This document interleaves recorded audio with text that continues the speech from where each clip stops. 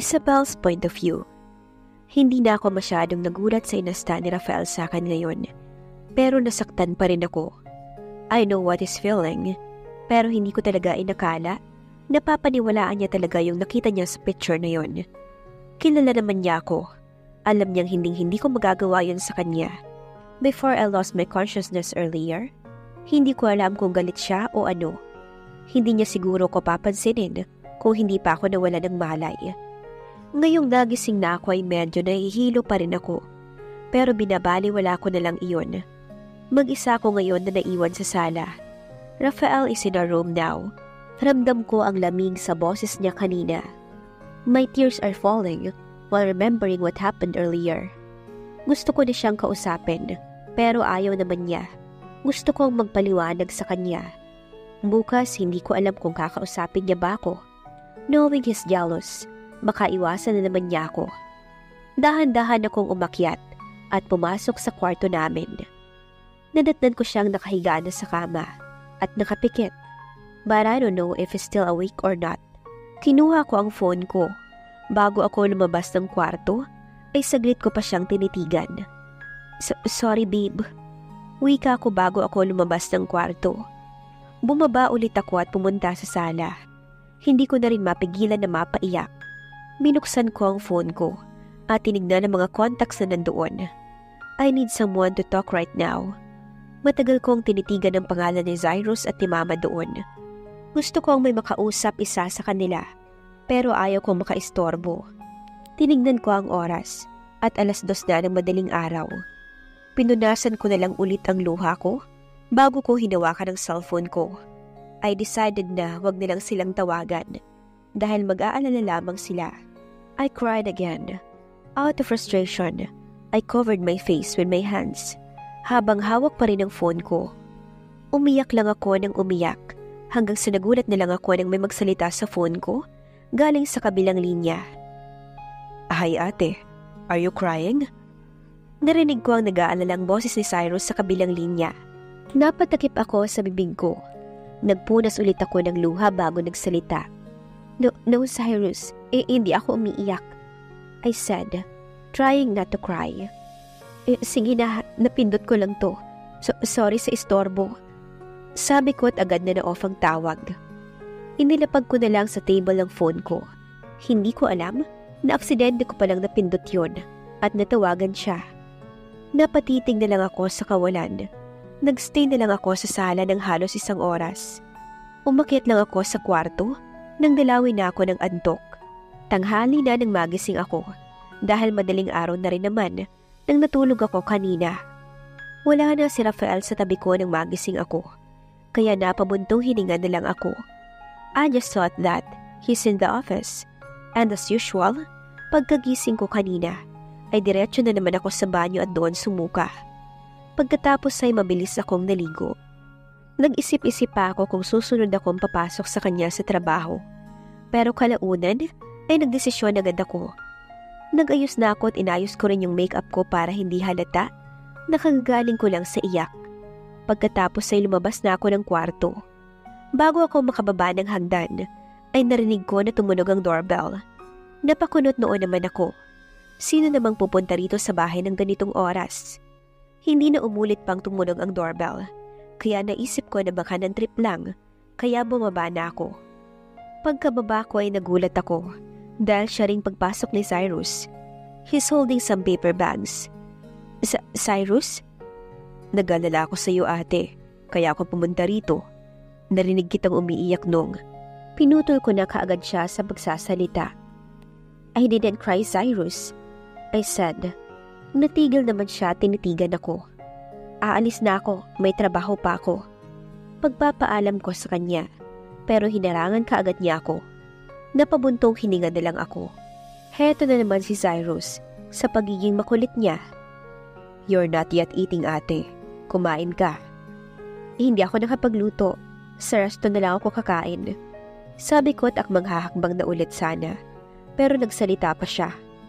That's why I ordered food for us. Kumain muna tayo at isusumbong kita kay Mama at kay Kuya Rafael. This time I'm the one who stopped when I heard Rafael's name. Bumuntok hininga ako. I really need to talk to him. Napansin iyon ni Cyrus, kaya tinapik niya ako sa balikat. Napatingin naman ako sa kanya at pinakita niya sa akin yung 2 paper bags na hawak niya. Ano yan? Foods, don't worry ate. May rice to and steak din tong in-order ko. Para akong nagutom at bigla na lang ginanahan kumain nang marinig ko na steak ang pagkain na in-order ng kapatid ko. Kinuha ko na sa kanya yung isang paper bag, tsaka kami dumiretso sa dining. Ako na ang naghain. Mabilis lang iyon dahil nagmamadali ako. We immediately started eating as soon as nahain ko na yung pagkain. Hindi ko na malayan na sunod-sunod na pala yung pagsubo ko. Kung hindi pa ako awatin ni Cyrus. Dahan-dahan lang ate, baka mabulunan ka. Sabi niya saka ako inabutan ng tubig. Hindi, saka okay lang din Cyrus. Just so you know, there's a baby inside my womb right now. Kaya napapadami talaga ako ng kain. I explained to him while eating. Naramdaman ko na natigilan si Cyrus, kaya tinignan ko siya. Napailing naman ako sa sinabi ko. Baby? As in, bata? Tanong niya nang medyo nakaawang pamibig. Natatawa naman akong tumango. Really? Alam na ba ni Kuya Rafael? Natigil ako nang banggitin niya ulit si Rafael. Tumango na lang ako kay Cyrus at hindi na umimik. Ipinagpatuloy ko na lang ang pagkain ko. Ba't parang hindi ka masaya? Mahinang tanong niya. Masaya ako Cyrus. Masaya ako na malaman na buntis ako. Si Rafael, sobrang saya din niya nung sinabi ko sa kanya. We're very happy. But we just had a little misunderstanding last night. Habang nagsasalita ako ay feeling ko ay maiiyak ako. Little misunderstanding nga lang ba ate? But why is he not in his company? Bago ako pumunta rito, galing din ako sa bahay nila tita dahil akala ko nandoon siya or kayo. Pero wala raw doon, kaya dito na ako pumunta. And naabutan nga kita dito kanina. Tulog pa. Sandali akong napatitig kay Cyrus habang nagsasalita siya. Wala siya sa company? Tumango naman ang kapatid ko. What's happening? Kung wala si Rafael sa company at sa bahay ng parents niya, then where is he? Tumayo ako at iniwan muna si Cyrus sa lamesa. I get my phone from my bag. Nasa sofa, tsaka ko yun binuksan. Wala man lang text or tawag na galing kay Rafael. So I decided to contact him, pero hindi niya sinasagot. I dialed his number twice, pero hindi niya yun sinasagot. Cyrus, may alam ka ba kung saan siya pwedeng pumunta? Tanong ko kay Cyrus, nang sumunod siya sa akin dito sa sala. Wala ate, lagi lang naman yung nasa company eh. And kapag umiinom man, kapag may problema, sa gabi yun at hindi sa ganitong oras. Sabi niya, dahil sa frustrations ko ay napaupo na lamang ako sa sofa. Hindi ko alam kung saan man pumunta si Rafael dahil hindi naman siya palaalis. Aalis lang iyon kapag importante, sa kumpanya man o sa personal niyang buhay, at lagi naman niya akong kasama. Sinubukan ko ulit siyang tawagan, and finally, he answered. Where are you? Halos mangiyak-iyak kong tanong. Cyrus is on my side. He's caressing my back. Samantalang hindi man lang siya nagsalita sa kabilang linya. Kaya saglit akong napapikit. Ano bang ginagawa niya? Babe, please come home. Mag-usap tayo. I promise, I'll explain everything to you. Sabi ko pa at mahinang humikbi. Ilang segundo rin kaming natahimik. Tanging hikbi ko lang ang naririnig namin. Rafael isn't even talking. Ni isang salita ay wala siyang sinasabi. Hindi nagtagal, ay narinig ko na ini-off niya na ang tawag. Inilapag ko na lang ang phone ko sa sofa at tumulala sa kawalan. Why is this happening? Bumalik na lang ulit ako sa kwarto at nagbihis ng pambahay lang. Tutal, hindi naman na ako makakapasok sa trabaho. Cyrus is here at the house. Sinamahan niya ako. Ang sabi niya, ay aalis lang daw siya kapag dumating na si Rafael. Cyrus suggested na manood kami ng movie. Kaya iyon ang ginawa namin. But time to time ay hinihintay ko pa rin si Rafael. 3 hours had passed, but Rafael still not home yet.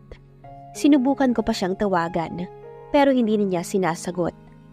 Don't worry ate, uuwi rin siya. Baka mamaya nandito na siya. Tinanguan ko na lang siya. Tama naman ang kapatid ko. Nanonood pa rin kami ng movie. Pero inikot ko ang paningin ko sa sala.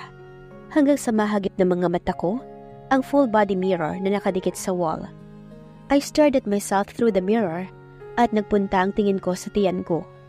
I stood up, saka ako tumapat doon. Mariin ko ang tinitigan ng katawan ko. Pagkatapos ay ang tiyan ko. Cyrus? Tawag ko sa kapatid ko. Napatingin naman siya sa akin. Halata ba na buntis ako? I mean, nahahalata na ba tong baby bump ko? Tanong ko sa kanya. Sandali rin niya akong tinitigan bago sumagot. Kapag mariin nilang tinitigan yung tiyan mo, mahahalata nila. Pero kapag hindi, hindi pa. Saktong pagkatapos ng pagsasalita ni Cyrus, ay biglang bumukas ang main door na siyang pagpasok ng isang tao na kanina ko pang hinihintay. Rafael, banggit ko sa pangalan niya. Saglit siyang tumingin kay Cyrus bago sa akin. Pagkatapos ay nilagpasan niya kami. He go upstairs and I'm just watching him. He's here. Mag-usap na kayo ate. Ayusin niyo yung problema niyo.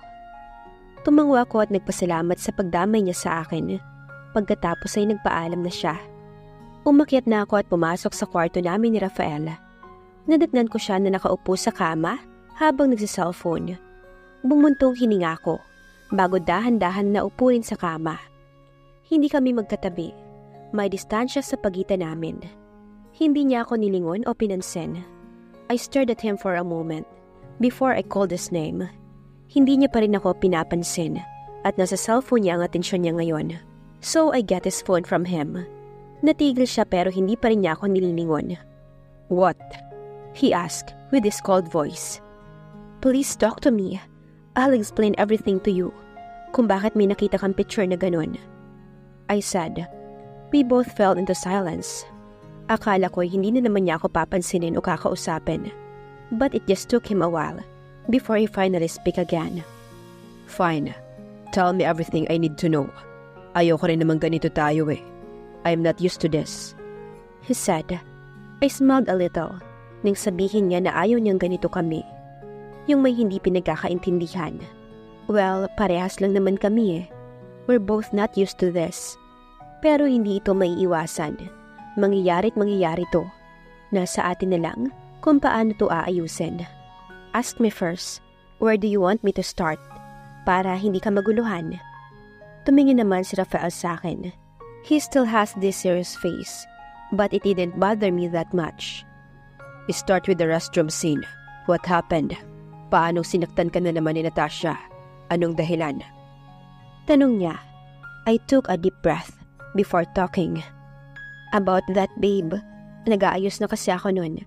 Nagre-retouch na ako and then that Natasha suddenly came out of the other cubicle. I didn't even know that she was there. Pagkakita niya sa akin, she stared at me and nilait niya ako. Bahagya pang humina ang boses ko.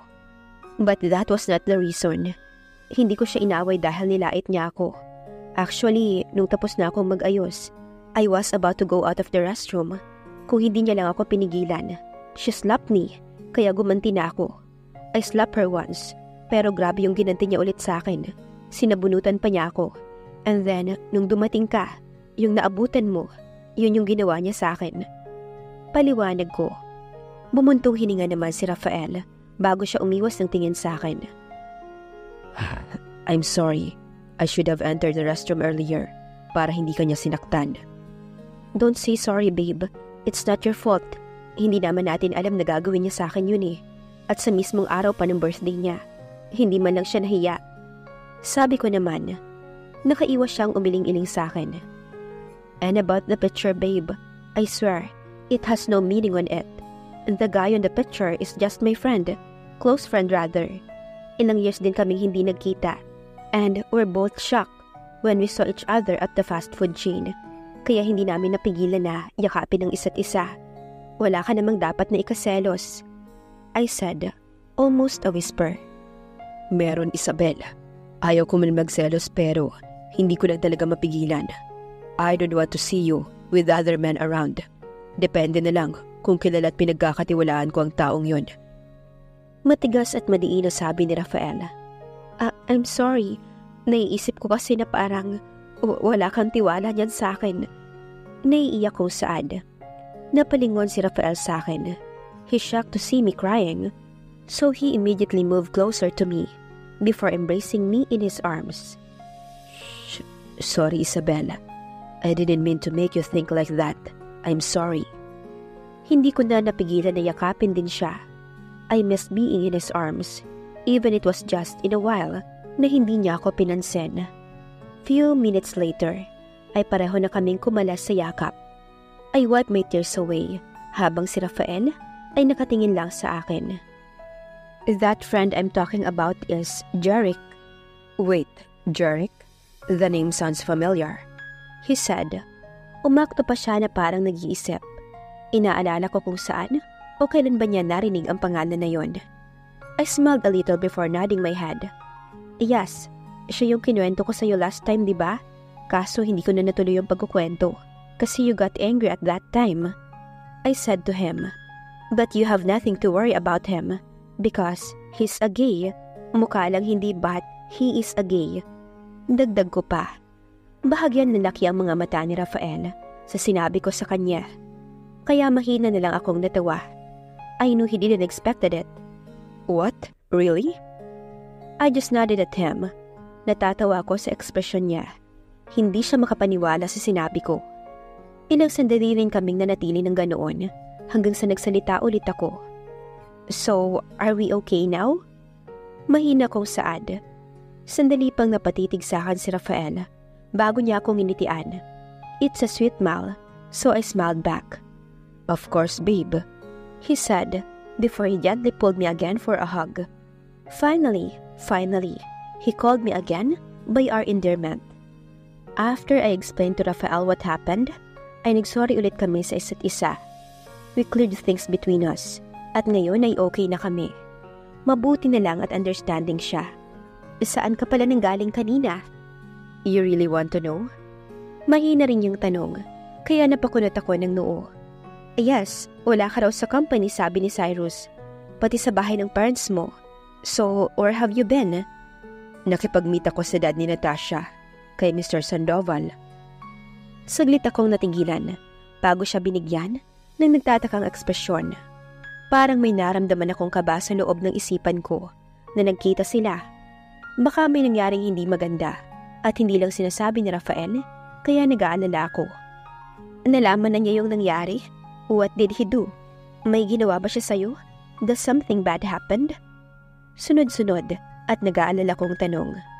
No babe, nothing bad happens. Don't worry too much. He said in a reassuring tone.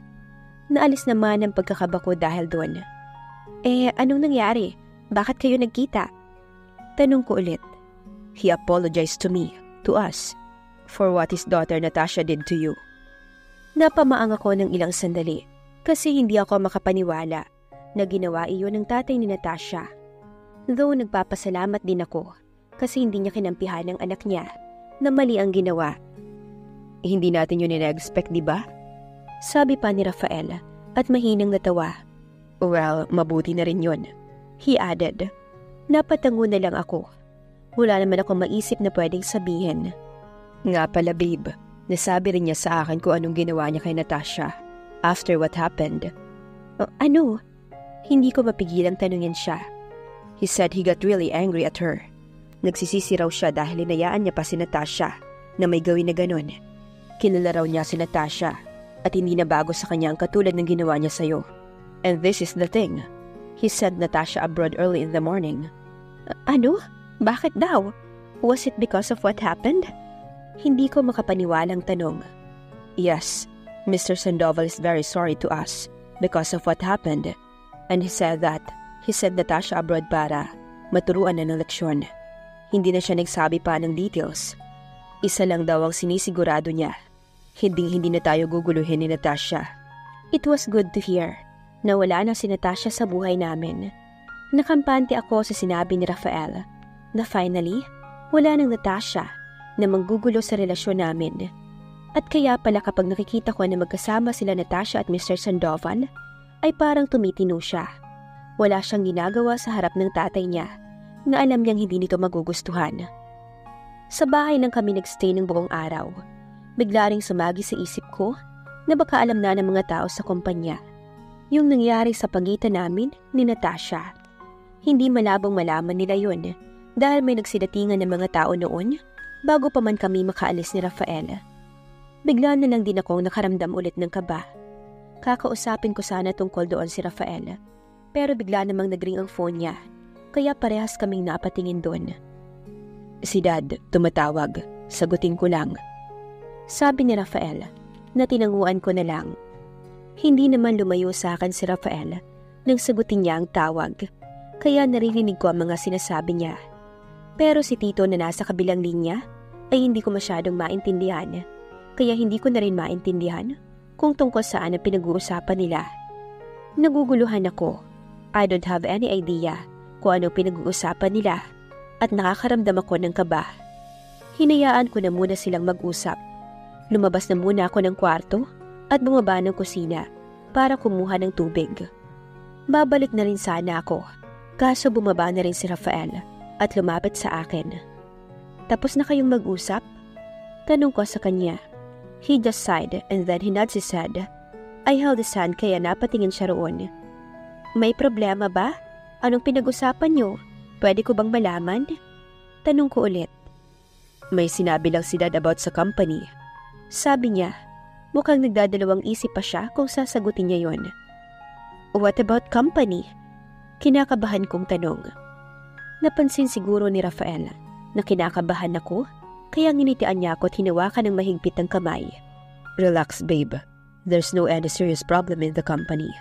I can handle what's going on in the company. Paliwanag ni Rafael. Napatitig ako sa kanya bago ako tumango kahit naramdam ko na may hindi magandang nangyari. Ano nga ba ang problema sa kumpanya? At dito na po nagtatapos ang kabanata ng ating kwento. Please like, share, subscribe for more updates. Maraming salamat po.